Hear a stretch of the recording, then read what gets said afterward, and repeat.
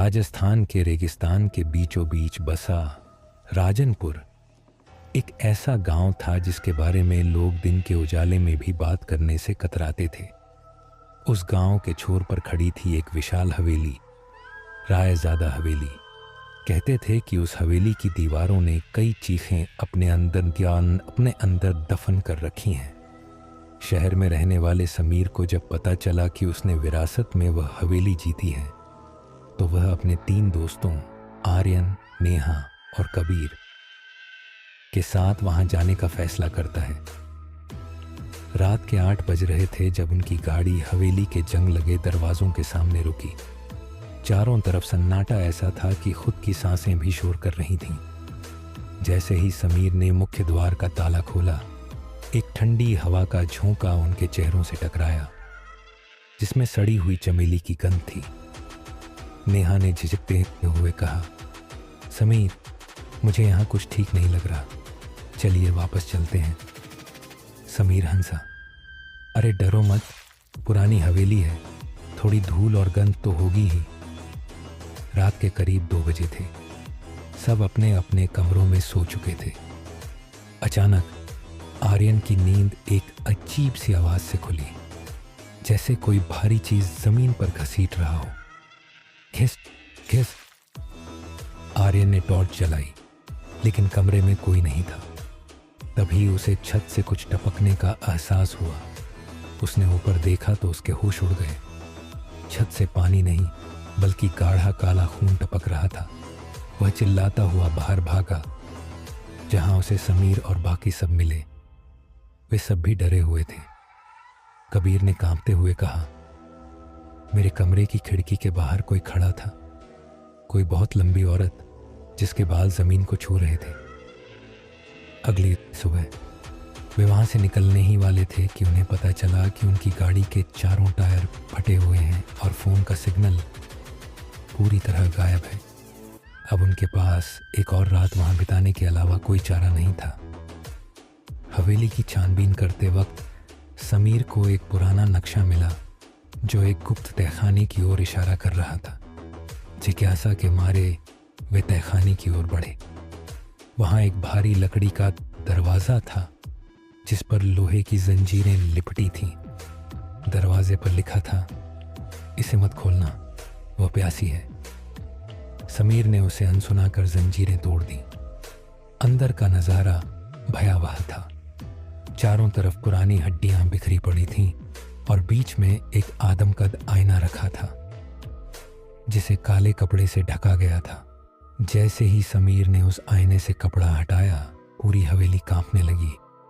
आईने में उनका अक्स, रिफ्लेक्शन नहीं दिख रहा था, बल्कि एक जलती हुई चिता दिख रही थी। अचानक आईने के अंदर से एक हाथ निकला, सफ़ेद, झुर्रियों वाला और लंबे काले नाखूनों वाला। वह चुड़ैल मंजरी थी जिसे 100 साल पहले इसी हवेली में जिंदा दफन कर दिया गया था। वह धीरे धीरे आईने से बाहर निकलने लगी। उसकी आंखें पूरी तरह सफ़ेद थीं और चेहरा आधा जला हुआ। नेहा चीखी, भागो! लेकिन दरवाज़ा अपने आप बंद हो गया। मंजरी की आवाज़ गूंजी, मुझे आज़ाद करने के लिए शुक्रिया, अब इस ख़ानदान का आखिरी चिराग भी बुझ जाएगा। वह समीर की ओर बढ़ी। समीर को समझ आया कि यह सब उसकी विरासत का हिस्सा था, एक पुराना श्राप जिसे उसे ख़त्म करना था। समीर ने देखा कि आईने के पास एक पुरानी पीतल की अगरबत्ती और गंगा जल की शीशी रखी थी। जैसे ही मंजरी ने समीर का गला दबोचा, कबीर ने फुर्ती से वह गंगा जल मंजरी पर छिड़क दिया और नेहा ने वहां रखी पुरानी मशाल से आईने को जला दिया। मंजरी की एक कान फाड़ देने वाली चीख पूरे गांव में गूंज गई। आईना टूटते ही वह धुआं बनकर हवा में विलीन हो गई। हवेली की दीवारें दरकने लगीं। वे चारों किसी तरह अपनी जान बचाकर बाहर भागे। जैसे ही सूरज की पहली किरण निकली, वह आलीशान हवेली ताश के पत्तों की तरह ढह गई। समीर ने पीछे मुड़कर देखा। मलबे के बीच वही मंजरी खड़ी थी जो अब मुस्कुरा रही थी। उसने आईना तो तोड़ दिया था, लेकिन उसकी आत्मा अब आज़ाद होकर पूरे गांव में फैल चुकी थी। आज भी राजनपुर के लोग कहते हैं कि अमावस की रात को उस मलबे के पास से पायल की आवाज़ आती है और जो वहाँ जाता है वह कभी वापस नहीं आता। हवेली ढहने के एक हफ्ते बाद समीर, नेहा और आर्यन शहर वापस आ चुके थे। कबीर उस घटना के बाद से सदमे में था और उसने खुद को अपने कमरे में बंद कर लिया था। उन्हें लगा कि सब कुछ खत्म हो गया है, लेकिन वे गलत थे। एक रात समीर अपने बाथरूम में चेहरा धो रहा था। जैसे ही उसने चेहरा ऊपर उठाया, उसने देखा कि शीशे पर भाप से लिखा था, अभी खेल शुरू हुआ है। समीर ने घबराकर पीछे देखा, लेकिन वहां कोई नहीं था। उसे वही सड़ी हुई चमेली की गंध आने लगी। अगले दिन खबर मिली कि कबीर की संदिग्ध परिस्थितियों में मौत हो गई है।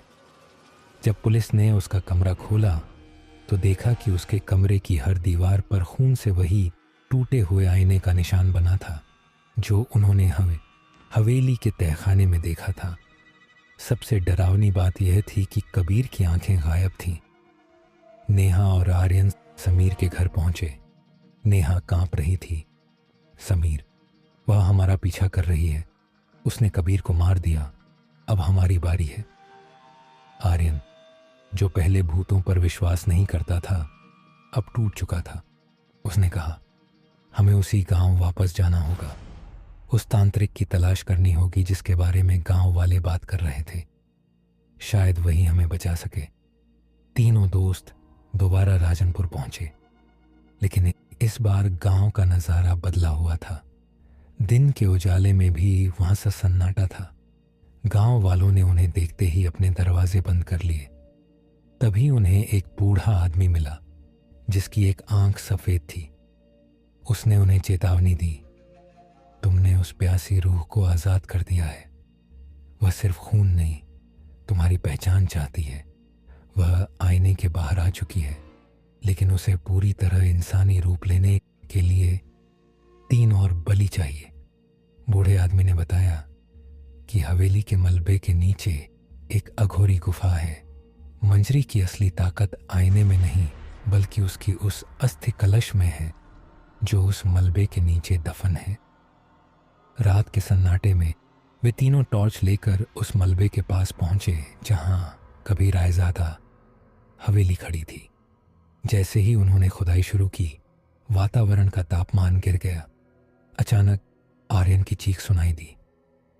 एक अदृश्य ताकत ने आर्यन को हवा में उछाल दिया और उसे मलबे के एक नुकीले खंभे की ओर खींचने लगी। समीर उसे बचाने दौड़ा, लेकिन तभी उसके सामने मंजरी प्रकट हुई। उसकी त्वचा अब काली पड़ चुकी थी और वह पहले से कहीं ज्यादा शक्तिशाली लग रही थी। उसने फुसफुसाते हुए कहा, मेरा कलश, मेरा बदला। समीर को मलबे के नीचे से वह पीतल का कलश मिल गया। उसने चिल्लाकर कहा, मंजरी, इसे छोड़ दो, वरना मैं इसे गंगा जल से पवित्र कर दूंगा और तुम्हारी रूह कभी आज़ाद नहीं हो पाएगी। मंजरी रुकी और अचानक हंसने लगी। उसकी हंसी में एक अजीब सा दर्द था। उसने समीर की आंखों में देखते हुए कहा, समीर, तुम क्या सोचते हो कि तुम रायज़ादा खानदान के वारिस हो? नहीं, तुम उस तांत्रिक के वंशज हो जिसने मुझे धोखे से यहाँ दफन किया था। तुम्हारी विरासत नहीं, तुम्हारा पाप है। ये सुनते ही समीर के पैरों तले ज़मीन खिसक गई। तभी उसे एहसास हुआ कि उसके हाथ में जो कलश है वह मंजरी को कैद करने के लिए नहीं, बल्कि उसे और भी भयानक अंधकार में भेजने के लिए था। मंजरी ने आर्यन को छोड़ दिया और समीर की ओर बढ़ी। नेहा चिल्लाई, समीर, कलश को तोड़ दो। समीर ने जैसे ही कलश को ज़मीन पर पटका, उसमें से एक काला धुआं निकला और वह धुआं मंजरी में समाने के बजाय समीर के अंदर घुसने लगा। समीर की आंखें पूरी तरह सफ़ेद हो गईं। आर्यन और नेहा पीछे हट गए। समीर अब एक भारी और डरावनी आवाज़ में, अब मैं आज़ाद हूँ और यह शरीर मेरा है। मंजरी की रूह अब समीर के शरीर पर कब्जा कर चुकी थी। वह मुस्कुराई और मलबे की ओर से ओझल हो गई, आर्यन और नेहा को वहीं मौत के साये में छोड़कर। अगली सुबह समीर शहर में अपने ऑफिस में बैठा था। वह बिल्कुल सामान्य दिख रहा था, लेकिन जब उसका एक सहकर्मी उसके पास आया और उसने समीर की परछाई देखी तो उसके होश उड़ गए। दीवार पर समीर की नहीं बल्कि एक डरावनी औरत की परछाई दिख रही थी, जिसके बाल जमीन को छू रहे थे। समीर के शरीर में बसी मंजरी अब शहर के लिए एक काल बन चुकी थी। शहर में अचानक लोग गायब होने लगे थे। हर उस इंसान की मौत हो रही थी जो समीर के करीब जाता। आर्यन और नेहा समझ चुके थे कि समीर अम्मनी अब समीर नहीं रहा। उसकी आंखों में अब वह चमक नहीं बल्कि एक गहरा काला शून्य था। नेहा ने एक रात आर्यन से कहा, हमें उसे रोकना होगा आर्यन। समीर अंदर कहीं तड़प रहा होगा। वह रूह उसे धीरे धीरे खत्म कर रही है। आर्यन ने हार नहीं मानी थी। उसने अपने पूर्वजों की पुरानी किताबों और डायरियों को खंगालना शुरू किया। उसे एक फटी हुई डायरी मिली जो समीर के परदादा की थी। उसमें लिखा था, अगर मंजरी कभी वापस आए तो उसे केवल वही चीज़ मार सकती है जिससे उसने प्यार किया था, न कि वह जिससे वह नफरत करती थी। आर्यन को याद आया कि हवेली के मलबे में उसने एक छोटी सी चांदी की लॉकेट देखी थी जिसमें एक बच्चे की तस्वीर थी। वह मंजरी का इकलौता बेटा था जिसे तांत्रिक ने उसे वश में करने के लिए उससे छीन लिया था। आर्यन और नेहा ने समीर और मंजरी को एक पुरानी बंद पड़ी फैक्ट्री में मिलने के लिए बुलाया। जैसे ही समीर वहां पहुंचा, वातावरण भारी हो गया। हवा में सड़ी हुई चमेली की गंध फैल गई। समीर भारी आवाज में, तुम दोनों ने मुझे यहाँ क्यों बुलाया?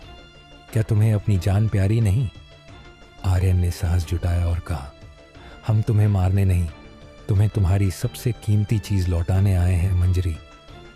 जैसे ही आर्यन ने वह चांदी का लॉकेट बाहर निकाला, समीर के चेहरे पर खौफ और ममता के मिले जुले भाव आने लगे। मंजरी की रूह समीर के शरीर के अंदर छटपटाने लगी। मंजरी ने चिल्लाते हुए आर्यन पर हमला किया। उसकी ताकत इतनी थी कि दीवारें टूटने लगीं। नेहा ने चारों तरफ गंगा जल और पवित्र राख का घेरा बना दिया था जिससे मंजरी उस फैक्ट्री से बाहर न जा सके। मंजरी समीर के गले से चीखी, वह मर चुका है, सब कुछ खत्म हो चुका है, मैं इस दुनिया को राख कर दूंगी। आर्यन जमीन पर गिरा हुआ था, लेकिन उसने हार नहीं मानी। उसने लॉकेट को खोला और उसमें छिपी हुई एक छोटी सी लोरी को जोर जोर से पढ़ना शुरू किया जो डायरी में लिखी थी। जैसे ही लोरी की आवाज गूंजी, समीर का शरीर हवा में उठ गया। उसकी आंखों से काला खून बहने लगा। मंजरी की रूह समीर के शरीर से बाहर निकलने के लिए तड़प रही थी, लेकिन वह लोरी उसे बांधे हुए थी। अचानक समीर की असली आवाज सुनाई दी। वह दर्द से कराह रहा था, आर्यन, नेहा, मुझे मार दो, यह मौका दोबारा नहीं मिलेगा। मैं इसे अपने साथ वापस नरक ले जाना चाहता हूं। नेहा रोने लगी।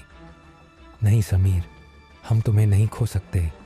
समीर ने चिल्लाकर कहा, लॉकेट को मेरे सीने में उतार दो, यही एक रास्ता है।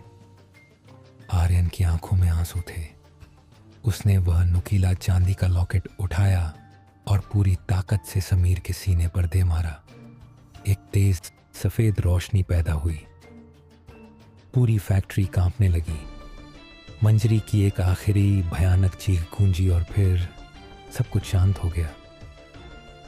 धुआं छंटा तो आर्यन और नेहा ने देखा कि समीर जमीन पर निढाल पड़ा था। उसके सीने से काला धुआं निकलकर गायब हो रहा था। चमत्कारिक रूप से समीर जिंदा था, लेकिन वह बहुत कमजोर हो चुका था। मंजरी की रूह उस लॉकेट के साथ हमेशा के लिए शांत हो गई थी। हफ्तों बाद वे तीनों फिर से सामान्य जीवन जीने की कोशिश कर रहे थे, लेकिन एक शाम जब समीर अपनी बालकनी में खड़ा था, उसने नीचे सड़क पर देखा। वहां एक छोटा बच्चा खड़ा था जिसके हाथ में वही चांदी का लॉकेट था। बच्चे ने समीर की ओर देखकर हाथ हिलाया और धुंध में ओझल हो गया।